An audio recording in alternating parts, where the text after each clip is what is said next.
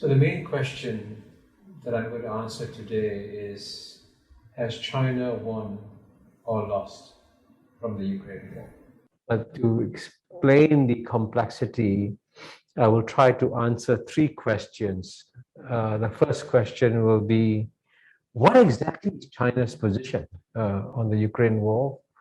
Second question, how has China lost? Third question, how has China won? And I hope that as I try to answer these questions, you'll begin to understand the complexity of China's position. So let me begin by answering the first question. What exactly is China's position? And here I want to begin with the important word of warning. If you want to understand China's position on the Ukraine war, don't trust the Anglo-Saxon media.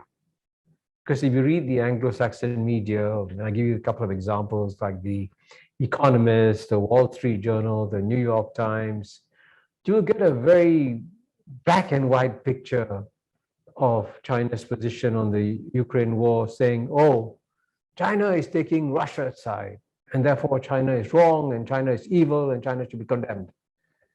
Now, of course, that black and white picture is completely wrong, because it is very clear that China has not supported Russia in its invasion of Ukraine in any way. Of course, China hasn't condemned Russia, but then China is not alone there. One of the best friends of the West, it's the largest democracy in the world, India, and India also actually hasn't condemned Russia for its invasion of Ukraine, because in geopolitics, everything is very complicated. Countries like China and India and South Africa or Brazil have to weigh a lot of considerations before they work out what their positions are. They have their own national interests. And so China has actually been very, very careful about the position it's taken on Ukraine war. It hasn't condemned Russia, but at the same time, it's kept up its ties with Ukraine. And indeed, actually, the Ukrainian government still maintains good relations with China. And Ukraine has always been actually a major trading partner of China, and China is doing its best to keep up its trade with Ukraine. And I suspect quietly behind the scenes, also trying to find ways and means of seeing whether a solution can be found. And of course, you will see more of that in the G20 meeting, which is actually taking place today as we speak, in G20 Foreign Ministers meeting, which is taking place today in Bali. But overall, the key point I want to make is that China could have actually taken a position of fully supporting Russia in this war, but it's been very careful to ensure that it's kept a certain distance from it. And of course, it's true that China's and Russian leaders did say, as you know, in February this year, they met just before the invasion of Ukraine, and they did issue a statement saying there are no limits to the partnership between China and Russia. But that, I think, was referring to the broader relationship. And here, in the broader relationship, it's quite natural for China and Russia to come together because both are under severe pressure from the West, for different reasons, by the way. Because Russia is clearly not seen as a long-term challenge or threat to Western dominance, certainly American dominance. But China is clearly seen as a threat to certainly American dominance. And as you all know, a major geopolitical contest has broken out between United States and China. And of course, if you want to understand the origins, the structural forces that are driving it, what will be the outcome, who will win this US-China contest, I've actually documented all that in my book, Has China Won, which is available. And if you want to know more about that subject, I would suggest you look at that book. And of course, it's because of that larger geopolitical contest with China under pressure from the West that it has kept up its partnership with Russia. But if you read my book, Has China Won, you will also see, and this was written 2 years ago, that on the China-Russia relationship, over the long run, they will actually have divergent goals. Because in many ways, even though right now Russia's main focus, main pressure is coming from the West, from Europe, and so on and so forth, in the long run, Russia will worry more about the rise of China. Russia has the longest border with China. And so in the long run, actually, it's conceivable that Russia and Europe may actually come together and work together. So I want to emphasize all this because I began my remarks by saying that this whole geopolitical situation is very complex. And I hope that my remarks so far have brought out and drawn out the complexity of the subject and in many ways differ sharply from the simple black and white perspective that you get from the Anglo-Saxon media, which frankly is downright wrong. So if you see an article from The Economist or from the New York Times on China and Russia, be very wary. Don't trust them because they have an agenda in what they're writing, and they're not being fair and accurate and objective in their reporting on the subject. And you also see this comes out as I now talk about the second and third questions. The second question I want to answer, of course, is has China lost? And here I want to say very categorically that initially, in the initial phase after the Ukraine war, it's very clear that China has lost in the short term, and lost in actually 4 different ways. The first way in which China has lost is that, the year 2022 is actually a very important year in China's political transition. There'll be a very important party congress in October, November this year, and the likelihood is that President Xi Jinping will get a 3rd term, and that's, as you know, unprecedented in recent times, and therefore that's a major political transition that's going to take place in China in October, November. And what President Xi wanted was a year of calm and stability in 2022. Instead, he's had to deal with 2, in a sense, major, I would call them almost like monsters of challenges. First is managing the exit out of the zero COVID policy, which is going to be a big challenge for China. And second, handling the ramifications of the Ukraine war. So in a year in which China wanted calm, is getting a tremendous amount of turbulence. And therefore, in that sense, the Ukraine war has been, a challenge for China. And the second way in which China has lost out is that, as you know, as I explained, since both China and Russia are under pressure, they have developed a partnership, which is a natural thing to fend off the geopolitical pressures, the common geopolitical pressures that they feel. And it will be clearly in China's interest to see its partner, Russia, strengthen. Instead, and this is not a secret, Russia clearly has been weakened by the Ukraine war. We all know that when President Putin launched his invasion on February 24th, especially when he sent his tanks heading straight towards the capital, Kiev, I think he thought that I'm just going to launch a blitzkrieg operation, take over the capital city. The people of Ukraine will welcome the Russian troops and we will have a quick victory. I mean, he never said that was his expectation, but that's what the behavior seemed to show. And as you know, it didn't work out. In fact, phase 1 of the Russian operation was a disaster, a real magnificent disaster. And at the end of the day, there was a rather ignominious retreat of the Russian tanks away from the capital city. And of course, there was a lot of celebration, exaltation in the West about this Russian defeat. And they thought, well, Ukraine's going to win the war. But I think the West, once again, has seriously underestimated Russian resolve. And clearly, the Russians are now going to carry on in an operation which I call a slow grinding operation to increase their space in Ukraine. And here it is conceivable that Russia can win in the long run. You'll have to wait and see. But in any case, clearly the war in Ukraine has proven to be a bigger challenge for Russia than Russia anticipated. Western sanctions have hit Russia. So Russia has been weakened, and with the weakening of Russia, this clearly is a setback for China too. That's the second way in which China has been negatively affected. The third way in which China has been negatively affected is that in trying to manage its rise, China has realized long time ago, actually, and if you look at my book as China One, I say even over 20 years ago, China anticipated a kind of some kind of American containment policy on China. And to try and ward off that containment policy, China did many things. But one of China's hopes was to try and deal with the United States and Europe as two separate entities with separate interests, and trying to make sure that the two didn't unite themselves against China.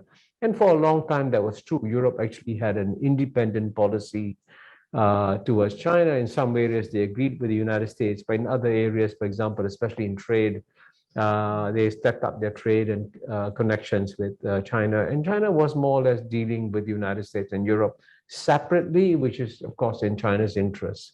But then one of the most striking outcomes of the Ukraine war has been this remarkable coming together of the United States and Europe in a tremendous revitalization of Western solidarity.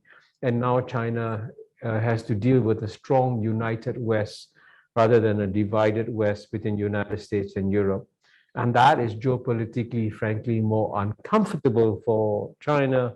And as you know, the latest meeting between the European leaders and Chinese leaders proved to be difficult and fractious because the Europeans took the view that China should automatically support the European position on the Ukraine war, which of course was very unrealistic. So therefore, this revitalization of Western solidarity is also a setback for China. Of course, you have to wait and see how long this Western solidarity lasts, but we can talk about that later. And in the fourth way in which China has lost out from the Ukraine war is that for a long time, China thought that it had this incredible assets, its total reserves, which were about $3.2 trillion. Today, it's about $3 trillion of foreign reserves, which they saw as assets that they could use to protect China. And lo and behold, they were absolutely shocked to see how half of Russia's central bank reserves, out of 680 billion, I think 340 billion was seized by the West and frozen by the West. So clearly, now China sees that what is foreign reserves, which it saw as assets, could turn into liabilities if it could just be frozen overnight by the West and Western banks and so on and so forth. So this clearly has become a strategic, therefore, setback for China. And they are clearly now China must be thinking very hard, how do I protect myself from future Western sanctions, and how do I protect my reserves, and so on and so forth. So you can see on all these counts that I mentioned, the stability that President Xi wanted this year, the partnership with Russia, the unification of the West, and the vulnerability of the foreign assets that China has. In all these areas, China has lost out from the Ukraine war. So now then, therefore, let me turn to the next question, which is how has China won from the Ukraine war? And here it's, while in the initial phase, as I said, China has lost out, as this war is dragging out, and nobody, by the way, still knows what the final outcome is going to be, we are beginning to see the emergence of new trends that could work in the favor of China. So, for example, I mentioned there has been revitalization of Western solidarity, and up to now, the West has been completely united on the Ukraine war. But it is conceivable that as the war drags on, And as the costs increase, especially for the domestic populations in United States and in Europe, you will find that there might be a domestic backlash in both these countries against the continuation of the war. And as you know, gasoline prices in the US have gone up very, very sharply, and that is actually putting a lot of pressure on the administration of President Joe Biden. And as you know, President Joe Biden and his Democratic Party are very much focused on the midterm elections in November. And if inflation continues to rise, and if things get very difficult for the middle classes in America, there could be a political backlash against President Joe Biden, and therefore there could be some pressures to find some kind of a solution in Ukraine instead of taking the very hardline position that the United States has taken on the Ukraine war. In the same way, it's also possible that you might get a summer of unrest in many European countries if inflation rises and if energy prices remain very high. And certainly even a country like France, which has been quite stable, as you saw in the last elections, while President Macron did get re-elected as president, he lost what you call the Legislative Assembly elections, and though he has to deal with a much more difficult domestic environment.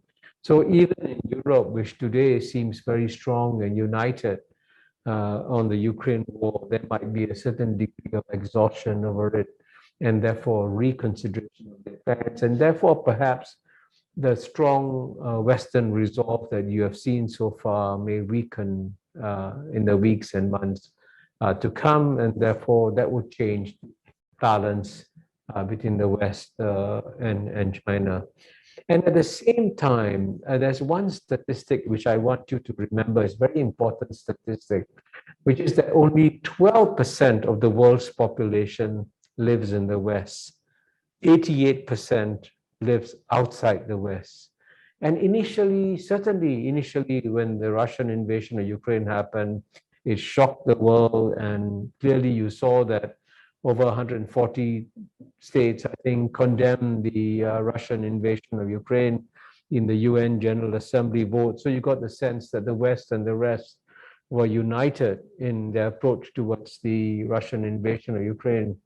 But again, over time, you see that even though the West has tried to apply very strong sanctions on Russia, and the sanctions have been quite brutal, in some ways quite effective, you actually discover that if you look at the population of the world, the percentage of the world's population in the countries that have actually imposed sanctions on Russia is only like 14 or 16% of the world's population.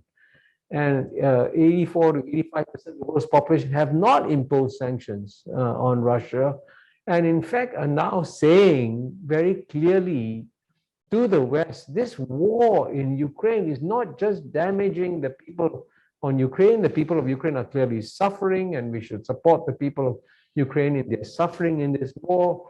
But the rest of the world is also suffering. The war in Ukraine, as I suggested earlier, has increased global inflation, increased global energy prices, increased food prices, and therefore hundreds of millions of people in many third world countries are actually going to go hungry as a result of the Ukraine war. And the sheer indifference of the West to the pain and suffering of the poor in third world countries is becoming now very clear and palpable, and therefore leading in some ways to a backlash against the West on the Ukraine issue.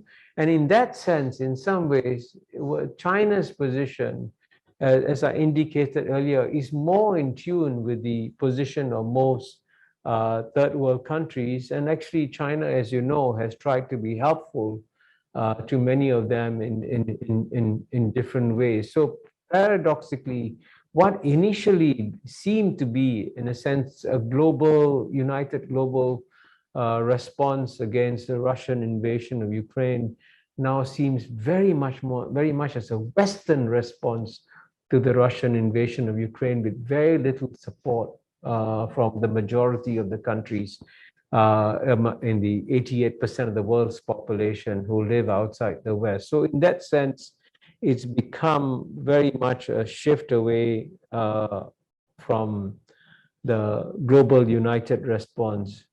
And this is also shown in the positions that are taken by the larger countries in the third world.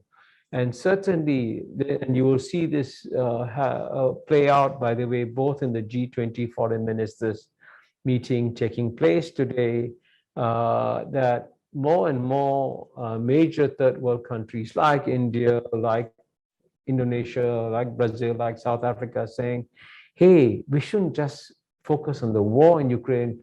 We should focus on ending the war in Ukraine, working for a ceasefire, and trying to find peace in Ukraine, because the problems in Ukraine are disrupting lives, not just in Ukraine, but disrupting lives all over the world. And just yesterday, I got a WhatsApp message from a senior Indonesian diplomat in Bali saying that it's very clear that the majority of the G20 countries are speaking out to say, hey, let's work harder for peace in Ukraine. So I think the West, therefore, I think will begin to find that initially what they thought was them working with the rest of the world on the subject, they find that the rest of the world is now moving away from them. And if the West wants to understand this better, I think what they should do is to study very carefully a country that the West is very comfortable with now. And actually, in many ways, sometimes many in the West see as now a new ally of the West. And of course, that country is India. India is the world's largest democracy. So when the West says that, hey, this is as you know, it's been said many times by the West, this is a contest between democracies and autocracies. And if they really believe that, then they should ask themselves the question, what is the position of the world's largest democracy, which is India? Now, India clearly didn't approve of the Russian invasion of Ukraine. But as I said at the very beginning of my remarks, India also didn't condemn the Russian invasion of Ukraine. And if you want to understand why, they have actually very sound historical reasons why India hasn't condemned the Russian invasion of Ukraine. For a start, this is a fact. India still gets most of its arms from Russia. This is a legacy going back to the days of the old Soviet Union, when actually, as you know, the United States actually was the country that was applying pressure on India, certainly after India invaded East Pakistan to liberate the people of East Pakistan, which later became the state of Bangladesh. And at that time, as you all know, the United States actually sent an aircraft carrier. Both President Nixon and Secretary of State Henry Kissinger sent an aircraft carrier into the Bay of Bengal to threaten India.